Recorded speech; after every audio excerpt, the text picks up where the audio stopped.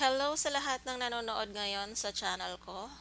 So ngayon ituturo ko sa inyo kung paano magluto ng napakasarap na Bicol Express. So unahin natin yung mga ingredients.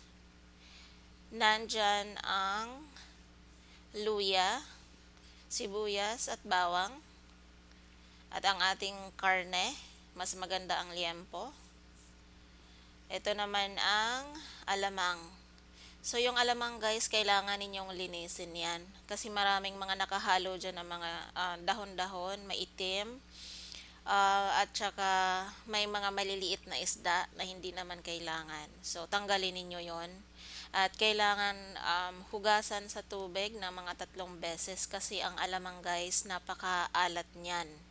So, ayaw naman natin kumain ng sobrang alat na pagkain. 'Di ba? And ito naman guys, yung siling haba. Pero kung gusto ninyong ng mas maanghang, dagdagan ninyo ng siling pula. So, depende sa tolerance ninyo sa anghang kung gaano karami ang ilalagay ninyong sili. Okay? Yan guys, nilagay na natin sa kawali yung gata at iba pang ingredients. Nilagyan na rin natin ng pamintang durog. Pero hindi muna tayo naglagay ng asin kasi yung alamang maalat na yon. So mamaya tayo mag-a-adjust ng timpla kapag nailagay na natin yung alamang.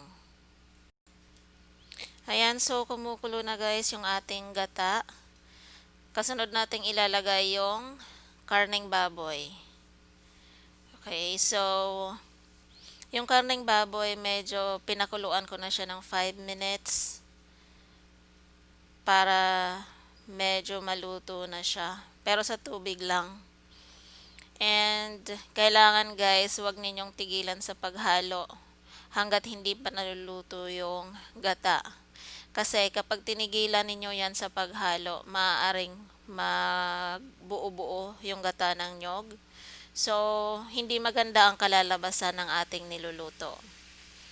And ayan, nilagay na natin yung ating alamang.